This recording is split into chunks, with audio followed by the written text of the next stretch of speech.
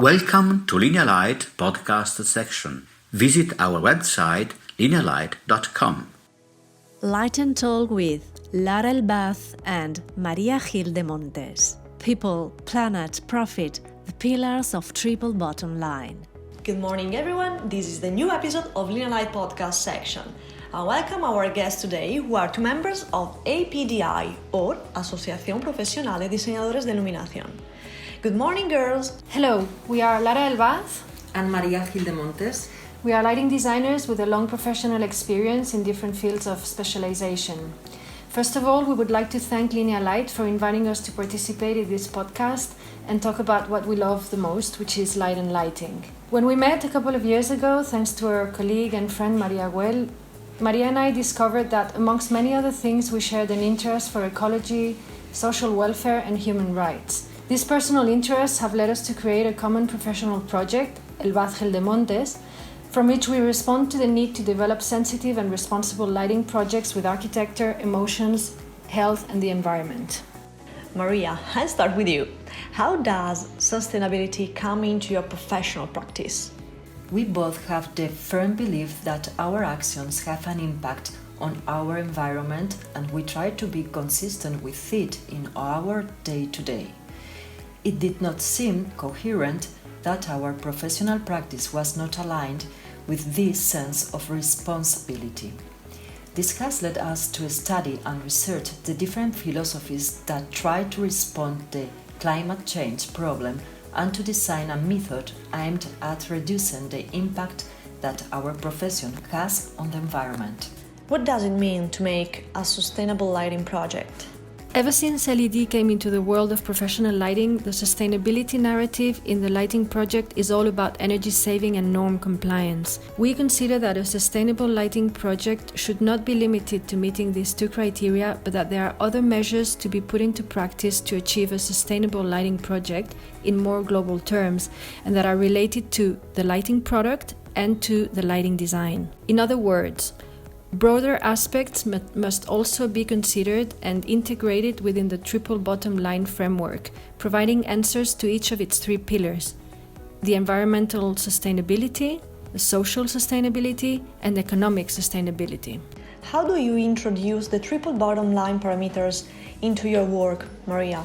Although we believe that sustainability is still not a major concern for lighting manufacturers, we are nonetheless starting to discern a certain sensitivity to social environmental issues. When selecting our regular collaborators, we will of course prefer to work with those that have policies aimed at improving the lives of their workers and the community, those that have the least impact on the environment and act in an ecological and sustainable way, and of course those that incorporate eco-design and circular economy criteria in their products, packaging and waste management. Although, for us, this would be an ideal situation, we are aware that there is a lot of greenwashing and very little real sustainable offer. In the face of this difficulty, one of the options we have is to use proximity manufacturers, so we can achieve a carbon footprint reduction by shortening transport distances. What are the other measures that you apply? The trend today is to manufacture integrated products, which implies discarding the entire luminaire when it fails or once the LED lifetime ends. This creates a lot of e-waste, and it is against this cradle-to-cradle philosophy. What we can do is demand that manufacturers produce standardized replacement LED modules. But in the meantime, we must analyze each project's particularities in order to use the solution that will cause the least environmental impact. We believe that our actions, both on a personal and professional level, have an impact not only on our environment but also on a social and economic level. This is why we prefer to partner with companies that have and apply corporate social responsibility policies. We also try to apply these criteria at our very small office scale, for instance, in our relationship with our collaborators, ensuring that the difference between maximum and minimum wages does not exceed 1/3, and applying life and family conciliation or equality policies amongst others. Also in this direction, and whenever possible, we try to use in our lighting projects products that are based on a social project. It is also important for us to contribute to the continuity of arts and crafts and their economy.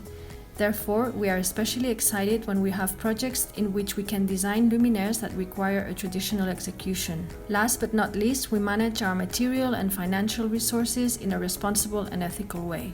How can we measure the results of the application of these actions? To this day, we can't measure them. On the one hand, manufacturers have not yet carried out the life cycle analysis of their products, a fundamental requirement to start measuring.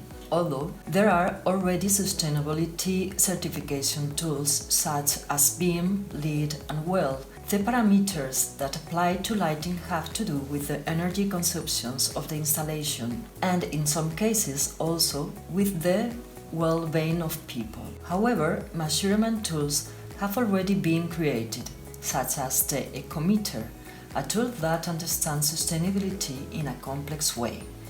It incorporates life cycle analysis as a tool for objective measurement of the impact of the materials and consider that their weight is subjective, affecting different ecological scales. Lara, you also mentioned design criteria. What do you mean by that? We think that a good design is another of the tools that we have to achieve sustainable projects. Beyond the obvious use of LED technology to reduce energy consumption and maintenance and the use of natural light, it is about applying our technical knowledge with our good criteria to optimize results. For example, the simple fact of having the light in the right place to achieve balanced and safe spaces. Also, using the right amount of light and light points and optimizing the type of quantity of drivers suitable for each type of luminaire and the electrical installation. We also have the responsibility of knowing how to apply the appropriate optics to respond to the technical and aesthetical needs of each case, with the least number of luminaires possible, and to consider the secondary light sources and the reflection of the materials to reduce light points and increase the user's comfort. Finally, the use of control systems, which in turn translates into improved comfort and optimization of energy consumption. Do you consider lighting manufacturers a partner in this regard? The lighting industry is not there yet. Designers and clients must create the demand in order to force the industry to work towards the compliance of the United Nations Sustainable Development Goals for 2030. We strongly believe in working as a team, and in order to continue in that direction, we encourage all designers to incorporate in their work as many sustainable measures as possible, always within our field of action. Thank you, Maria and Lara, for your time and for taking part in this interview. It was a great pleasure for me to have you here, so see you soon. Thank you very much, Linea Light. Gracias a todos. Arrivederci. Arrivederci.